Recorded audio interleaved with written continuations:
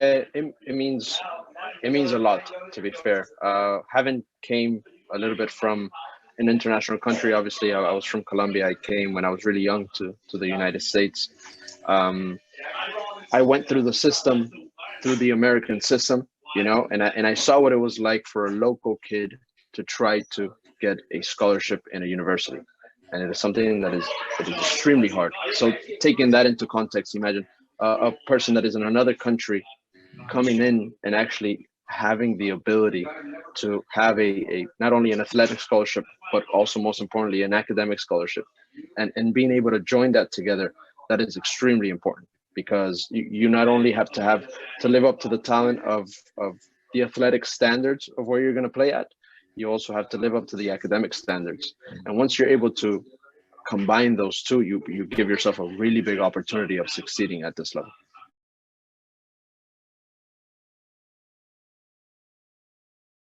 Yeah, that's a great point. Being able to combine the academic and the athletic part. Some of the student athletes who are thinking about leaving for the US are maybe a bit skeptical about being able to manage that kind of thing, right? How hard has it been for you when you were a student athlete to manage the school and the soccer part?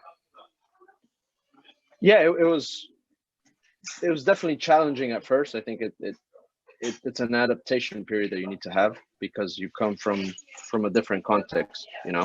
Uh, you come from trying to manage the day to day in your regular life, and then when you make that jump, it becomes very hectic. But once you catch the rhythm, to think that as a student athlete you have to take, in order for you to be full time, you have to take probably around 5 classes in our institution, right? So Mhm. that's 5 classes that you need to spread out during the week.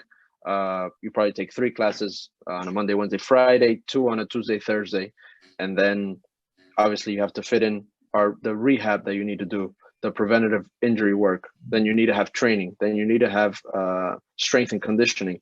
So there's a lot of things that take up the scheduling in your day. So there is a huge adaptation period that you need to, but it's beautiful. It's beautiful, and I think if you ask any student athlete that has came from their country, experienced this, it will say it's one of their most important years of their lives, because of the formation that it not only gives the player, but it gives the person, and the doors that it opens up.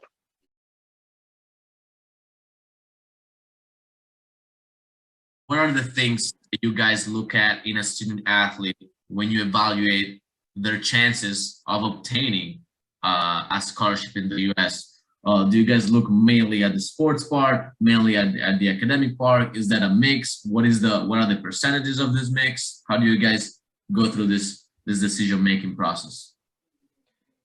Yeah, I would say definitely a mix.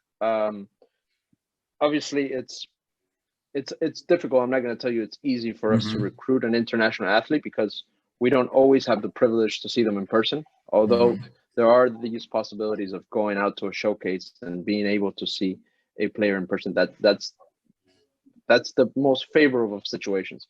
But really, we mostly guide ourselves from footage. So video Mm-hmm. footage, they have to have very good video footage. Once they've passed that filter, we then go to their background references.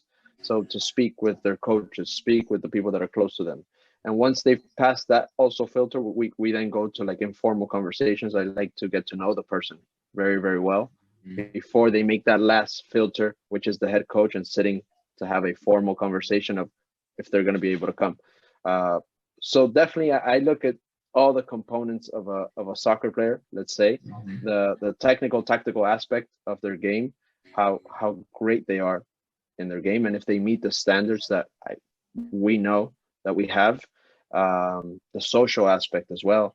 I think it's very important for them to understand that they're coming into a context that it requires an adaptation period. It's not something that they can just come in and not try to involve themselves in the culture. No, they're gonna have to involve themselves, because then it's gonna be a struggle if not. So the social aspect is very important. The emotional aspect of a football player, how they react to things. Obviously, that's something that once we have the player, we're able to judge a little bit more. The physical components. So all these little things give us a big picture of what that type of recruit is. And then obviously the academic part is huge because all colleges tend to have packages, you know. So for example, we package athletic scholarship. We have a certain amount of budget that we're able to give off. But if you join that with the academic, that makes the recruit a lot more possible to bring rather than you just depending on that athletic. So the better they are in school, obviously their chances are a lot more, and obviously their opportunities open up a lot more because then maybe they choose rather than just being stuck in one possible destination that they're going to go to. Yeah, no, absolutely. You explained that in a perfect way, and that helps answer some of the questions that student athletes have before leaving, right? Do I have to be perfect in school? Do I have to excel already in my sport? Well, you just said it's a combination of both, right? Try to be your best at both of them, and you're going to increase your chances of getting a scholarship. I think there's two different ones, and you can look at it in an academic way, and you can look at it in an athletic way. In my perspective, I took the athletic way because I stayed in the sport, you know, and that's definitely something that you can pursue if you're very successful at this level. So even though there's divisions, there's Division 1, there's Division 2, Division 3, NAIA, there's JUCOs.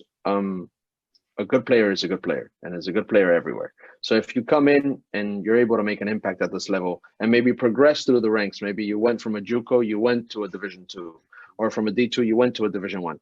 There's always going to be bigger possibilities and people watching because this is probably the country of growth, of most exponential growth in this sport currently, where in terms of not only professional sport, but also in terms of college, you know, but professional sport is growing so rapidly here that the possibilities for international student athletes to come in and then try and look for an opportunity to play, they're very broad. Just in Miami itself, if you say 5 years ago, we had no professional clubs. Now we have Inter Miami, which is an MLS club. We have the reserve team, which is called Fort Lauderdale FC. And then we have Miami FC, which is a second division. It's a USL championship club. So that's already 3 clubs that 2 are basically the same institution, but it's 3 things that represent our city that we didn't have 5 years ago. That's already possibilities. And then you have the academic way, which I think is very important to talk about because it's people obviously come here with they want to play their sport. Of course, it's what drives them. But you are also a student first and foremost, you know. So if you are successful in the classroom, the amount of opportunities that open up after that with the connections that you make, with obviously the job fairs that we have here in the university, we're always trying to push the envelope to give as many possibilities for that student to progress in his career, let that be business, sport management, exercise science and physiology, sports psychology, anything that they would like to. We try to bring them as many possibilities as possible.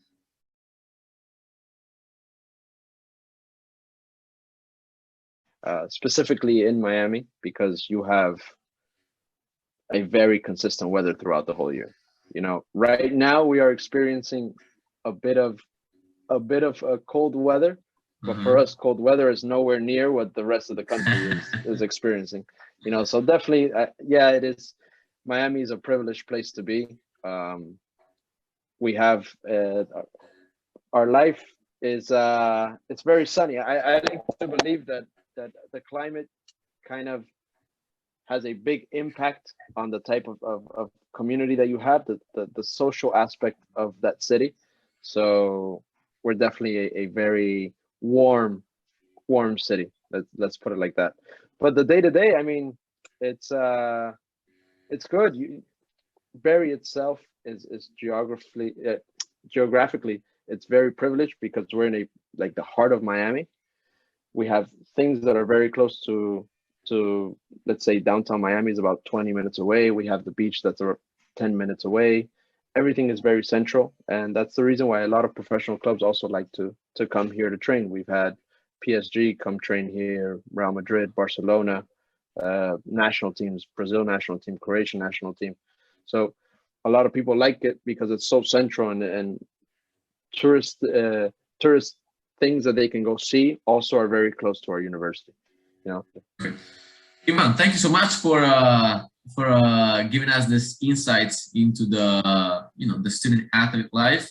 Thank you from the Studente Atleta team. Bye bye.